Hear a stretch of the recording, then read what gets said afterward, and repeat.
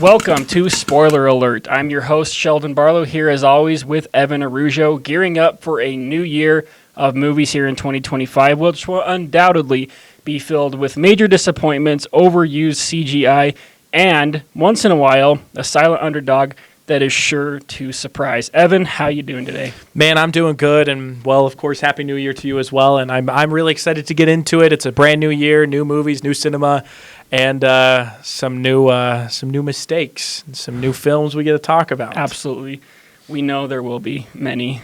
R.I.P. Disney, but hopefully not this year. Maybe they're going to turn things around. Maybe we're going to see. Maybe it's their New Year's resolution. They're like, let's not make a crappy movie this year. We hope. We really hope. You know what? I'm going to say a prayer. You should. Please, I probably should. Please do. Today, we are going to be looking forward to what is coming out in 2025, and we are going to be giving you our top 5 most anticipated movies of the year. And we hope that you are going to go see them too, because seeing movies in theaters is just different, right? It is. I mean, a great example was we saw Gladiator in the theater, and then we watched it at your home on the big screen in your house, your big screen there. It just isn't. It's just not the same, it's right? Not. It's a different. It was when I saw Interstellar in the theaters, I cried, and then the only way that I could cry when I'm at my house. Man. That is true. You're just an emotional wreck. I am just a boy. It's understandable, but okay, it's understandable. But I am excited for 2025 because there are some movies that I am looking forward to seeing, and there are some movies I'm looking forward to flopping. And as I was putting together this list, I was thinking, okay, we really need to do 2 separate lists. We should have. The ones that we're excited for and what we're not. The ones we're excited to see fail. Because that's an equally impressive list. There are many movies that I'm going to see. Because I can think of, there's one major one that comes right to my head. A March release starring a Disney princess? Yep. Well, we'll see if that happens to be on our list of the top 5 most anticipated movies. Evan, let's start with you. Okay, we're just gonna go one by one, and we are gonna look forward to what we got coming to the cinemas in 2025. So at number 5, tell us what you have. Well, it's a tough list. I have quite a few films that are coming out this year I'm really excited for. But in my number 5 spot, I put the live-action How to Train Your Dragon. How to Train Your Dragon. That is set to be released on June 13th. Evan, what are you excited about this for? Man, maybe it was just while I was growing up watching the original How to Train Your Dragon, and then when 2 and 3 came out, it was a fun experience. Still love the score on it. I love Gerard Butler. Yeah, it does have a good score. It's beautiful. John Powell, I believe. Yes. Yeah, it's got some good tracks. Honestly, I haven't seen How to Train Your Dragon probably since it came out, and I don't know that I've even seen the sequels. Wow. But one thing that I will say about it that I am a little excited for on the topic is DreamWorks is doing a little bit of a safe play where from the trailer you can see that this movie and the original animation one look like they're going to be very, very shot for shot. Which, now there's pros and cons to both sides. A pro means that they're playing it safe because they know the first film succeeded. It's just going to be newer faces, similar story, and everything that you're kind of used to, but almost like a re-release of a movie just with live action people. I could see how that could backfire. It could go both ways. I personally am very excited.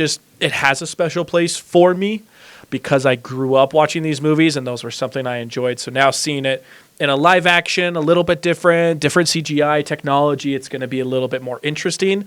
That's why I'm really excited for it. But to your point, if they're doing it the exact same, it could just Here's bomb. The thing is, if they're doing it the exact same, what's the new experience, right? What are audiences paying for? What is the difference? Yeah. Which I totally understand. Why do I go pay to see a remake of literally a shot-for-shot remake, which I don't know that it will be. It looks very, very similar. Reports from both sides. I've heard some people say that it's going to be a shot-for-shot remake. I've heard people say that it's similar. It could be. Not actually. I mean, of course, we'll have to wait until it comes out to see. Right, but if you go and you watch the trailer, which we'd recommend, go watch the trailer. Let us know what you think in the comments of How to Train Your Dragon. I'm just excited to hear the score in the movie theater. And like we just mentioned, is John Powell returning to score? I'd have to double check, I'll be honest. Let's give us the... But as to Sheldon's point, seeing a movie when you're sitting in the movie theater with popcorn, with a soda, with the candy, that full surround sound experience. It's like a spiritual experience. It really is different. And the score is something that resonates with me. I just love it. So the fact that I'm going to be able to go back through and rewatch that again on the big screen. Yeah, John Powell coming back to do the score. There you go. That makes me even more excited. That is something to look forward to. But that would be my number 5 because it can really go both ways, like we mentioned. But ultimately, even if it is bad, I still got the experience of re-listening to that soundtrack and almost reliving it for the first time. Fair enough. Well, before I get to my number 5, we have to do a couple honorable mentions. And these are the ones that I'm absolutely going to see in the theaters.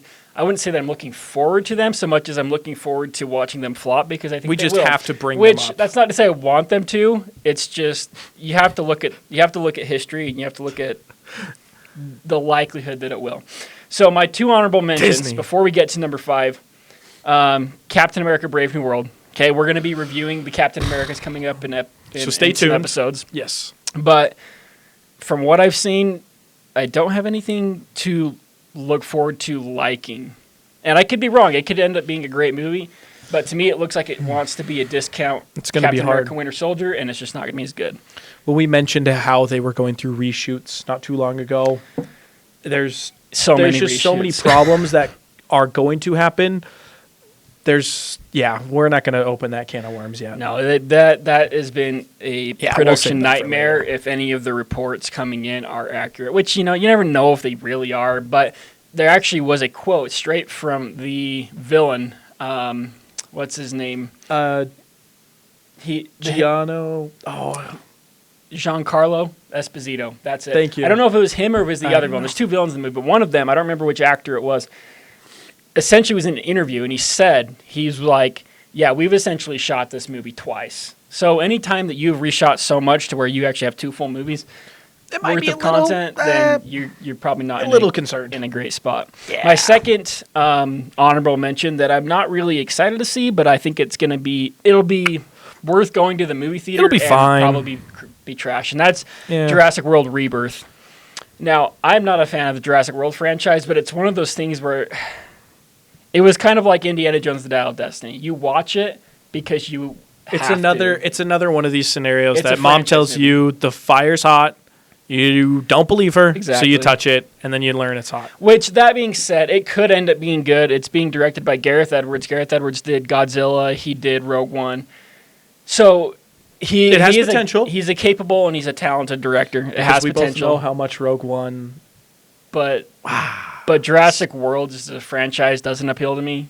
We'll see what happens. Mm-hmm. That's another can of worms. We'll open another time. And we will be reviewing that when it comes out. And honestly, we'll review all the Jurassic Park movies. But my actual number 5 most anticipated movie, which, to be honest, I was surprised they put this here, and I guess it speaks to... There's a lot of movies I'm going to see, but there's not a lot of movies I'm excited for. Okay. And so at number 5, releasing on May 2nd of this year, I have Thunderbolts. Really? Marvel Studios Thunderbolts. You're excited for a Marvel movie in 2025. I was surprised. Considering everything that we've gone through, right? Considering the state of Marvel, considering the state of Disney, I was surprised that I, myself, of my own free will, put a Marvel movie on there. I do understand it. Because here's the thing, and maybe it's because I'm comparing what I saw from Captain America and what I saw from Thunderbolts in their respective trailers. And if you're going to go based off trailers, Thunderbolts looks way better than Captain America: Brave New World did. 100%. It looked more down to earth. It looked like it had more of that Winter Soldier vibe, which Winter Soldier is still, in my opinion, the best Marvel movie. Arguably the best Marvel movie. Okay. Yeah, we can agree to disagree. But I have several up there. Mm-hmm. But it felt like it was giving more of those vibes.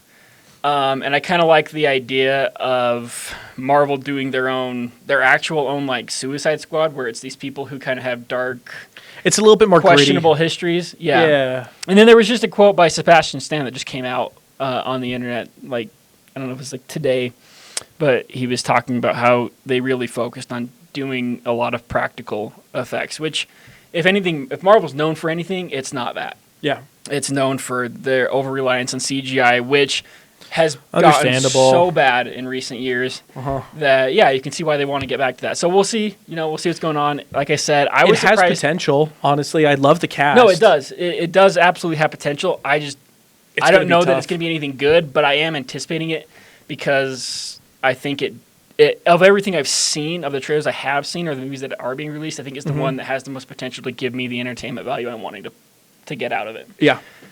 So we'll see. Number 4, Evan, what do you got?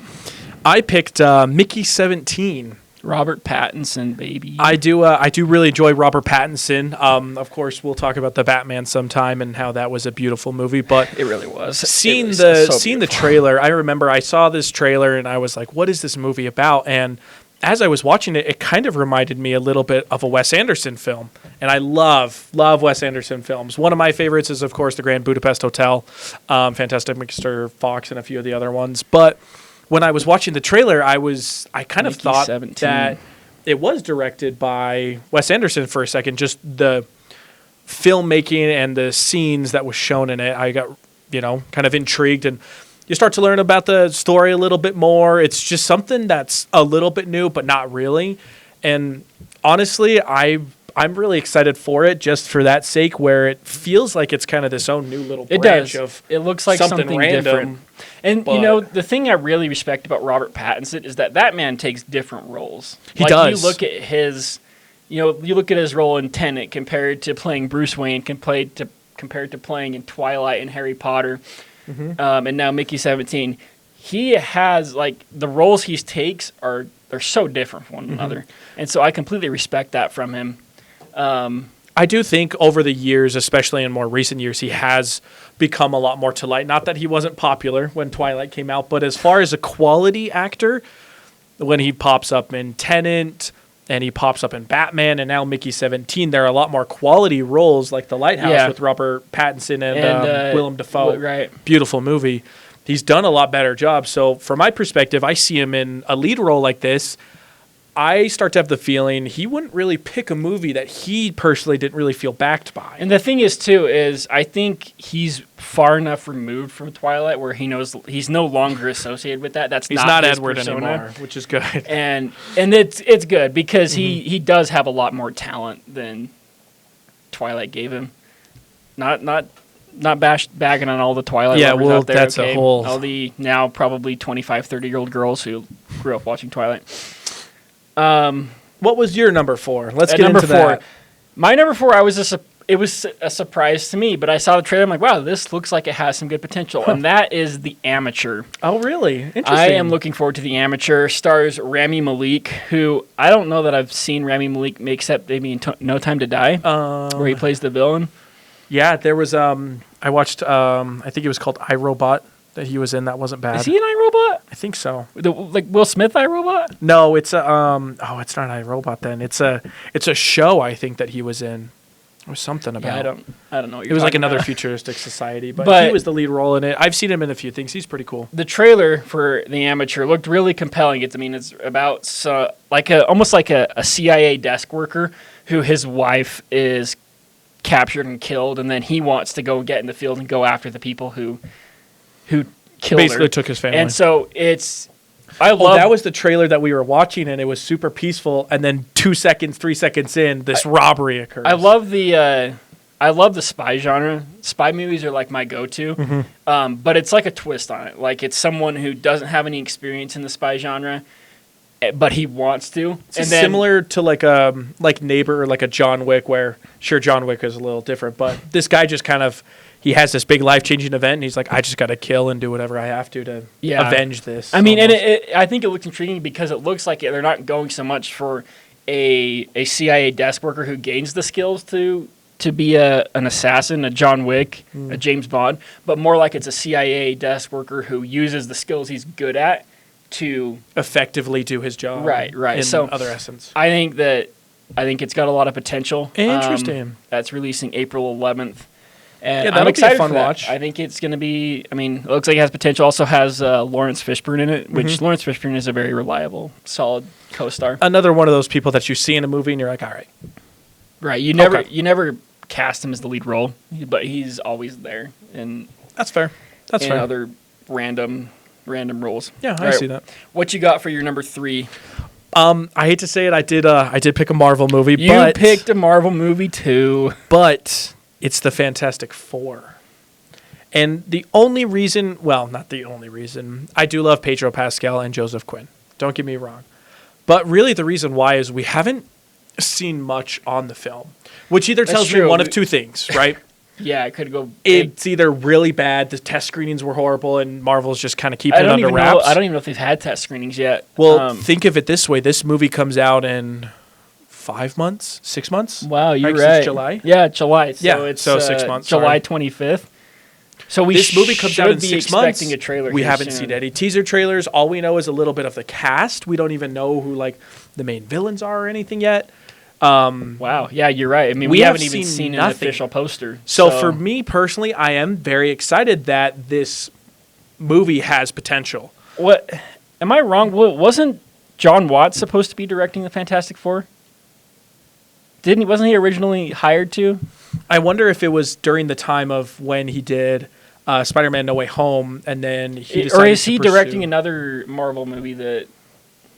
He did. John Watts just did the Skeleton Crew, the Star Wars show that I just did. Maybe I'm thinking of something else. Maybe. Anyway, I'm very excited for it for that reason specifically. We haven't seen any information. There's not even an official poster, which I hope that's a good thing. That when the story comes out, it's new. We don't know anything, and all of a sudden we're like, wait, this is really exciting. Compared to we've seen this trailer before, we know how the story's going to go. So I have a little bit of high hopes for it. I do also love Pedro Pascal. He's done some really great roles. I'm gonna push back a little. I think Pedro Pascal is fine, but I don't know that he's ever been given anything that's just like, wow, that's incredible, you know? And maybe I'm wrong. I guess I haven't seen that many Pedro Pascal roles. I really liked him in I forget what the movie's called, which I feel like an idiot saying it, but it was the movie with him and Nicolas Cage. Oh, what? The Unbearable Weight of Massive Talent? Oh, I've never seen it. I've never seen it. It was fantastic. It was fantastic. Anyway, I enjoy him, of course, from The Mandalorian, Gladiator, and a few of his other films. And then Joseph Quinn did a really good job in like Stranger Things. I guess which they were I both think in really brought him Gladiator to life. too, weren't they? Mm-hmm. Interesting. So I'm excited to see both of them, but that's my number 3. I know it's a Marvel movie, but I have hope. I am excited for aspects. hope. I think Vanessa Kirby will do really good. I agree. She's done a great job as in Sue Mission Storm. Impossible and a few of the other. I've never even seen anything except for Mission Impossible with Vanessa Kirby, but in Mission Impossible Fallout and Dead Reckoning, she did great, and I can see she looks like she could play the role of Sue Storm. So I'm excited about that. The guy that plays Ben Grimm, I don't know how to say his name. I have it pulled up here. Ebon Moss Bachrach. I'm going to go with that. He was in Andor, and he had a very small role in Andor, but he did really good. So Andor was also one of think my favorite that- shows of all time. So that's true. That's fair. It's going to be hard to look And of back. course, I'm just looking over. We've got John Malkovich. John Malkovich is a weirdo. Love him. He's so weird, but he's awesome. Like in Transformers. Transformers Dark. I Moon. rewatched all of those Oh my recently. And they were gosh. fantastic. He's a weirdo. He's a weirdo. He He's is. also in. It's He's kinda in. fun. What's the one where it has a bunch of older actors? Red? Yeah, I know exactly where you were going with this. That movie's weird. Anyway, so that's my number 3. I'm pretty excited for it. Sure, it's a Marvel movie, but I have hope. My number 3. We're gonna have a little crossover here. So I'm gonna hold off. I'm gonna hold off on number 3 because that's your number 1. I've seen your list, so I know it's your 1. So we're gonna hold off on that until we get to your number 1. So we're gonna go to your number 2, which is the same as my number 1. So we're gonna hold off on that too, and we're gonna talk about that when we get there. So we're gonna jump right to my number 2, which is F1. F1 is releasing June 27th. Directed by Joseph Kosinski, who also did Oblivion and Tron Legacy and Top Gun Maverick. Fantastic movies. Starring Brad Pitt, a movie about F1 racing, a score by Hans Zimmer. He's bringing his cinematographer from his previous movies. Excited to see Hans Zimmerman. I'm so excited for that movie. It has everything. It has all the It's set up for makings of success. being It is a spiritual sequel to Top Gun Maverick, just in the sense of an see what you're older saying. F1 racer who's coming in to tutor younger racers. It has a lot of the same crew returning from Top Gun Maverick. So I think there's so much potential for that movie. And the trailer didn't really reveal that much, which right? is good, which I enjoy. Kind of gives you a good hook, but I mean, really, Hans Zimmerman. We can talk about him for Hans Zimmer.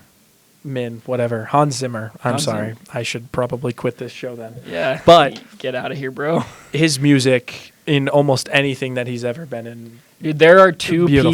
people. Just There are two people that have beautiful. redefined what it means to compose a movie, and that is Hans Zimmer and John Williams. Well, yeah, John Williams created the Star Wars soundtrack. John he will Williams, always be number John one. Williams, like wow, incredible. But He is. Hans Zimmer and John Williams are I think tier one in movie composers. They're the greatest there is. Yeah.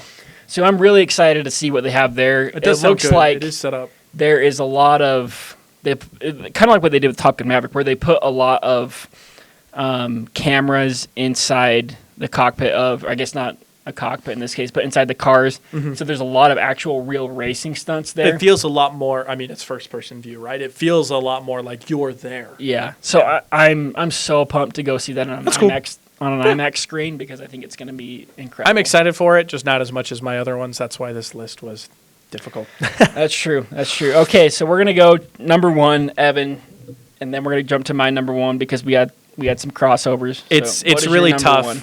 My number one, the movie that I'm the most excited for, which is a similar reason to why I'm excited about Fantastic Four, is Tron Ares. Tron Ares. Oh my goodness! This Goosebumps. movie has been in production hell for Years. 15 years now. Oh my! But I do know that they're bringing back. Jeff Bridges. Mhm. Yeah. I almost called him K, but that's a completely different. I don't know who you're talking about. But I mean, for me, one of my most favorite movies as a child was watching Tron Legacy. Tron Just- Legacy is, again, Joseph Kosinski directed. Perfect So example. He's probably my favorite director just because he hasn't done a lot of movies, but the movies he has done, He's are done it good. really well. They're very well done. But I personally hope and pray and think that this is one of the few films that Disney knows that they can't cut corners on. Because I hope so. Tron Legacy was a beautiful film. In my opinion, Tron Legacy is one of the most underappreciated Movies of there all is. time. And yeah, I get it. There's 100%. some aspects Oh of my it that gosh. didn't age so well, like de aging Flynn, Bridges. Jeff Bridges. Yeah. But even then, in that context, he's in a computer program, so you can get away with saying, "Oh, it doesn't look that good" because he's literally in a virtual world. It's supposed to kind of be So, look. I don't it's think that's supposed to what they feel were like going for. I just don't think the technology was good enough to do it. But honestly, Yeah. you ask me, it looks a lot better than some of the Harrison CGI Ford. we see now. Harrison Ford, The the Dial of age to Dial of Destiny. Destiny. It doesn't like Tron Legacy looks way better than Do that, not and that open was that can of worms. that was 13 years earlier. Awful. But anyway, I am very, very excited for Tron Ares. I really hope that the score is just as great as the first one. It I won't don't. be I don't because think I don't think it'll Yeah, have Daft Punk. I don't think Daft Punk is coming back. I know, but I still have hopes because it's a beautiful movie. I've always been in love with motorcycles, so Yeah. of course, naturally, the two just work together. But It's going to be interesting. It's I gonna be have interesting really high seeing- hopes for Tron Ares. Seeing what happens. And again, we don't have any trailer, any information on it, which I think love. We got one behind the scenes photo, I believe, that had someone in a black Tron Maybe it was, outfit that- and then it also confirmed like Jeff Bridges or something, and that's when we heard and saw that he was going to return. I don't remember. I think my one holdup right now is Jared Leto. That guy's weird. I'm just gonna say it. Jared Leto is yeah. a freaking weirdo. Statistically, he's usually in pretty decent movies, though. No, wait, is he? Morbius, Suicide Again, Morbius Squad. doesn't count. Suicide Squad is also one of those POSs that should never have made it to the theater. But And I don't like, even know if Blade I've seen- Runner 2049. I guess I've never seen Blade Runner. Older Jared Leto, we're talking like American Psycho, but he's been in a lot of different things through the years that like he's done a pretty decent job at. He has his fair share. Maybe I've spectrum-wise. seen just a few Jared Leto movies and I've heard behind the scenes stories. I'm like, that dude's a freaking weirdo. He is very weird. He tries to take method acting to like his own personal level, yeah, which like Kinda some weird. people it works for. Anyway, overall, I am very I'm just excited still for Tron. crossing my Oh my fingers gosh. for the Morbius sequel. I can't be the only one though, right? I wanna. That's a joke. We're messing here. I was really hoping for a Madam Web 2 this year, but I know you were. I'm sorry. to see I'm sorry Sydney we didn't Sweeney on get the that. big screen again. I'm sure many people who love true cinema really appreciated Madam Web and hope that we get a sequel to that. Clearly Speaking for- of, I loved Craven. Anyway, I'm gonna leave. No, Let's move Tron on. Ares, October 10th. I'm looking forward to it. It's going to be beautiful. I might change my mind if we end up seeing some behind the scenes footage that isn't good. If we end up seeing trailers that aren't good. Tron Ares was sitting at my number 3, right? So that's why we jumped ahead of there. And his number 1, My and my number number 2, 1. which was tough. These two films are very, very close. Here we go. It's Snow White. I called it. I He knew it. It's Snow White. We are and so the excited to see 7 Snow White dwarves. magical midgets. that I are like that. CGI now. I like that. It's Snow White and the I'm 7 kidding. magical midgets. Let's not joke about this anymore. It is not Snow White. I think that trailer looks like an absolute abomination. That's what it is. Wow. It looks like a visual abomination. It looks like everything that's wrong with every movie that's ever been released. They just put that all together and wrapped it up into one big package, and they're like, here you go. And it's going to flop. My mother, That's who is my the prediction. most is the most accepting person in the world, even had an issue with it. That's when I knew that there was a problem. Yeah. Oh my gosh. Yes. Anyway, We're gonna have to do this whole. the number one. Number one, I am is- most excited for is Mission Impossible: The Final Reckoning. Oh my gosh. I am That trailer was beautiful. So excited for this movie, releasing May 23rd. Here's the thing: Mission Impossible So great. is my favorite franchise. I love Mission going back Impossible, and it's to- only gotten better. Was it 97? Number 1 came out? 1996. And you rewatch that movie, it holds up well today. It's a lot Oh my slower gosh. than modern Right? Mission Impossible movies, but it's a great spy thriller that everybody should go and watch. And they did a great job from the day Tom Cruise started. He's been doing it for now almost 20 years. that's 30. 30 years. Oh my gosh. That's crazy. It's going to Wow. be 29 years when it's released this May. That's insane. Wow. But That's awesome. But it he looks stayed in this incredible. role for 30 years, and he's done amazing. And I think the biggest thing that's been that's led to the success of the Mission Impossible franchise has been the introduction of Christopher McQuarrie, the director, because When did he step in? It was, he directed Rogue Nation, Yep. Mission Impossible 5, but he was a writer for Ghost Protocol. So Ghost Protocol was really fun to watch. they called him in on Ghost Protocol to rewrite a lot of parts that they weren't really sure on. sure on. And you can see his influence in it.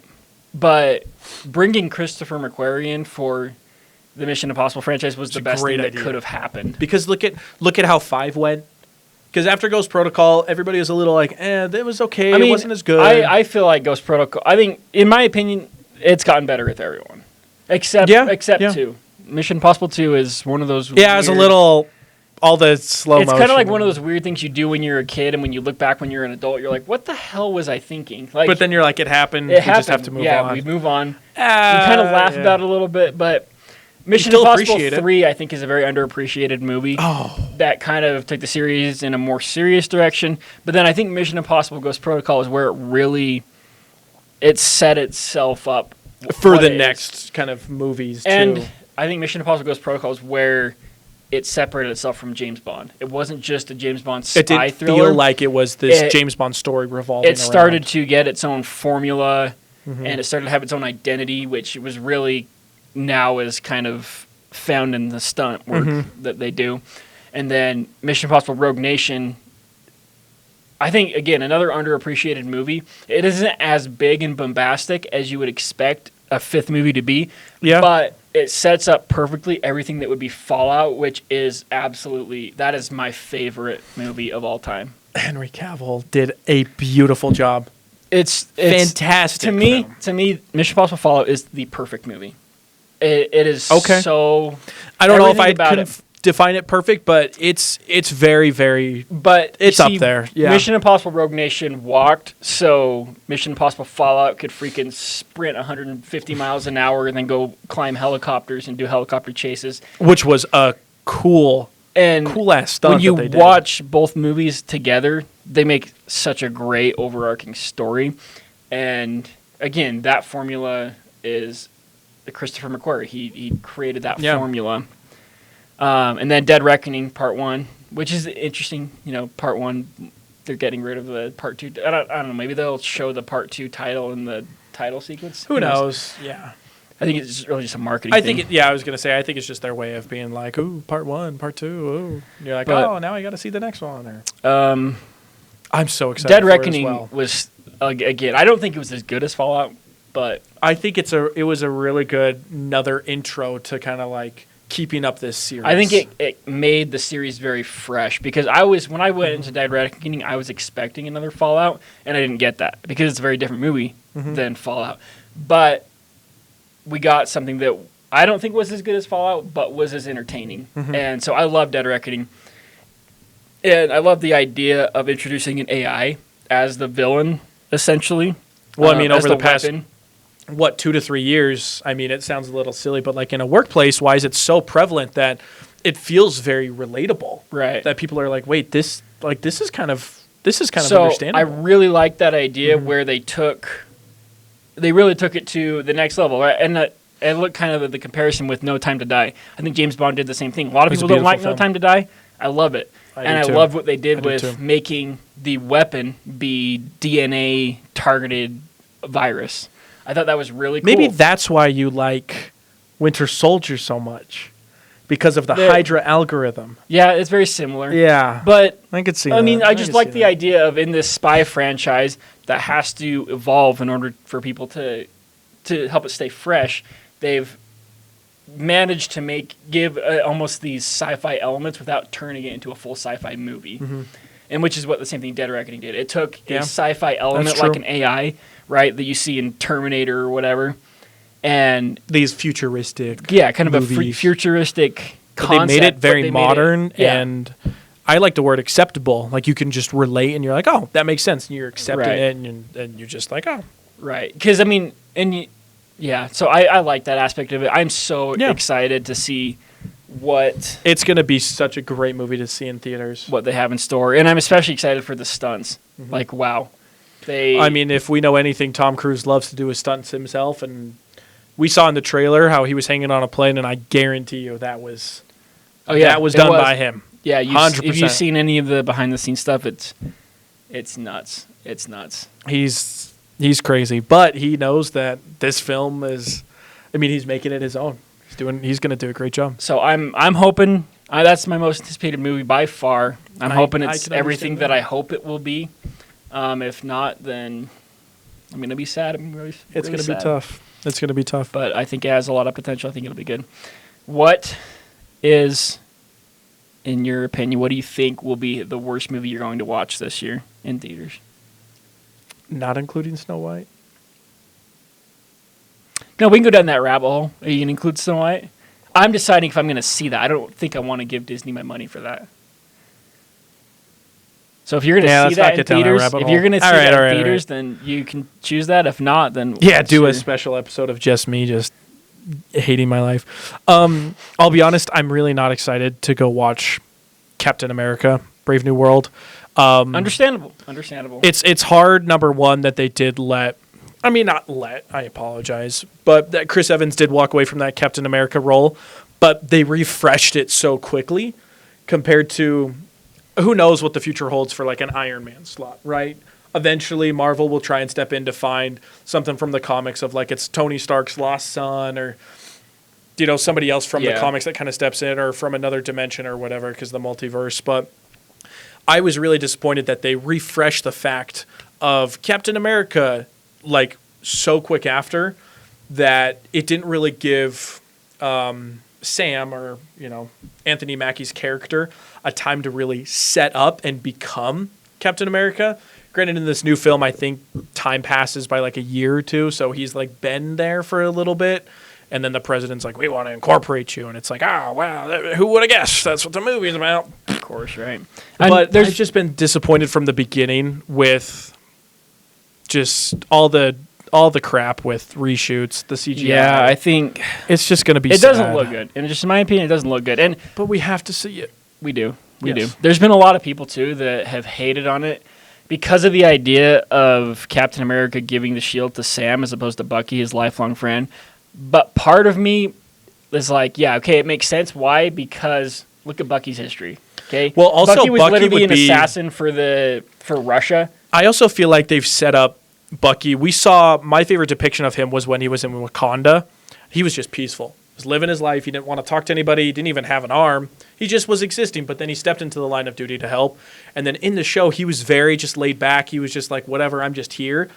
So I think that was smart because if he were to get offered the shield, in theory, he'd probably be like, I don't respect that. I can't. And he would just be like, I mean, no. I don't know. Who knows what the character decision, but I can see I don't know if they did it from a story standpoint. That's the reason why they did it. Or maybe, but I can see from a story standpoint why someone would, because it doesn't make any sense logically to now have the person who's the face of America, a huge war criminal over hundreds of years. Criminal, even if he was brainwashed, right? Which, you can get into all that, but it doesn't make any sense. In a political standpoint. I'm not opposed to the idea of Sam Wilson taking the shield. The problem with that is just that Anthony Mackie doesn't have the star power to carry an audience like Chris Evans did with Captain America. Mm-hmm. I don't disbelieve that Anthony Mackie is a good actor. I think he does do really well. I think he's a fine actor, but he's not Chris where Evans. is his... I was also going to... he hasn't established this fan base of people like, ooh, Falcon. Right.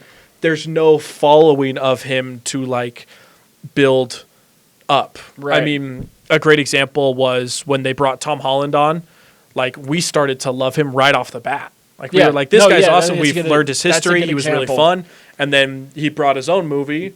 Homecoming, I thought, was really great. We can dig into the Spider-Man. Even with that, I mean, it's Spider-Man, which is, you're dealing with a completely different beast, because Spider-Man was one of the most popular heroes of all time. Captain America wasn't that. I do understand that. They banked on Chris Evans being Captain America in the hopes that it would generate box office and draw people. He did a great job at portraying. I mean, it's Robert Downey Jr. as Iron Man, but it's actually just Iron Man playing Robert Downey Jr. Right, and it's the same thing with Chris Evans. They were built for these roles. If you go and you watch any other Chris Evans movies, he has the same character in every movie except for Captain America. Captain America, he's the uptight, morally good, standing for truth, justice, and virtue. Mm-hmm. In every other movie, he's like a douchebag who is always a jerk to everybody. Sometimes he's the villain. And he plays the same role except for Captain America, and so I respect him for trying to get away from that stereotype of being he could Captain also America. Not have to really do much work for really ever, and he'd be fine.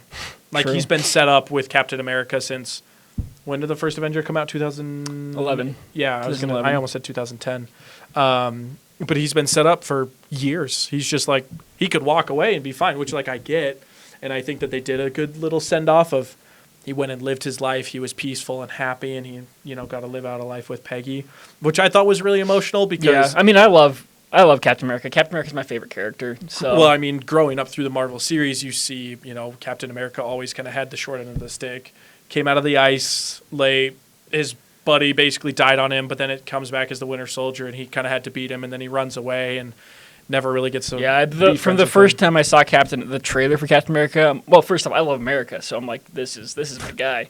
Yeah. And I wasn't a comic book reader, still not a comic book reader. But when I saw the trailer for Captain America, the first Avenger, I'm like, yeah, this is gonna be sick. Yeah, so I went and saw it and I loved it, and I fell in love with the character of Captain America as someone who I would like to be like. Yeah. And so I respected that and I loved it. But I don't think Anthony Mackie is Chris Evans as Captain America. Which is hard. I mean, it's like asking somebody to come in and fill Robert Downey Jr.'s shoes for Iron Man. Nobody so will instead, ever match they that. ask Robert Downey Jr. to play another Dr. role Doom. in the same universe. Oh my gosh, that's a whole problem. As a cop-out. That's the only way that Marvel's going to save themselves. That they're like, oh my gosh, Robert Downey Jr. is coming to play Dr. Doom. Can we just, for 1 second, I know that we've been ranting about this for so long. I was so excited to see Jonathan Majors as Kang so bad. He did a beautiful job. I don't know. I'm going to push back a little bit on that. I feel like he was very bland. I think that he was going to do a really good job. I think once he had gave potential. him more of the spotlight, I guarantee you he would have done well. I think he had potential, but Ant-Man and the Wasp is Quantumania is one of the worst movies ever made. Well, the hard thing was the reason why I disliked it is because they really forced. I mean, it's like everything. Oh, the heroes prevail. So they had to make Kang. I think that might have been my biggest problem because at the end, freaking the Kang person is who's literally supposed to kill them with his finger. Right, he's supposed to be the big bad of the upcoming phase, and you make him die by a bunch of ants. Are you serious? Yeah, that's your big bad guy. So Because you look at the way they did it Whatever. with Thanos, right? Thanos, he didn't do anything until Avengers Infinity War. He had a few cameos leading up to that. And Which I thought was cool because they set it up. They set it up, but they set him up as someone who doesn't deal with the little, the little heroes. The first really the time one that we see was him in pulling the light was strings. Infinity War. He destroyed all of Asgard. He's standing Right, there when you see him above in Loki. action. But we see he has one small scene in Guardians of the Galaxy, but even then he's the overlord. He's the one telling other people what to do, which is really good if you're trying to establish your big bad character. But Anyway, yeah, I'm not excited for Captain America at all. I hate to say it, fair enough. That's a tough one, sadly. honestly. To what the word? I mean, I would probably go with Snow White, but Yeah. you said that's off limits. That's And a I don't know big that that's I'm a gonna big see can that. of worms that we can open up another time. But it just makes me let out a big sigh and just want to curl up in a ball and cry. But then I remember that I'm an adult, so We all got to do it. We all got to do it. yeah. Worst movie. Yeah, I might have to agree with you. I think that Captain I think since America we've Brave just New World's talked gonna about be it bad. so much and we know so much about this upcoming movie, I think maybe we have shot ourselves in the foot. But ultimately, we're just Here's the thing. It's having that effect on me that Indiana Jones and the Dial of Destiny did. I know it's going to be bad. I don't want to put myself through that, but I But we have to want see to it. at the same time. So we'll see. Who But knows? Maybe we get lucky and it comes out as like a 6 out of 10, and we're like, woohoo! It wasn't awful, but it wasn't good. We could hope for that. But that's it. Those are our top 5 most anticipated movies of the year. Let us know in the comments what movies you're looking forward to. What you Do you think agree of our with our list. chart? Yeah, Are we you think wrong? We're a bunch of idiots. Which is understandable. Be sure to like, share, and subscribe for all of the spoilers that you're sure to get for the upcoming movies. And we will see you next time on Spoiler Alert.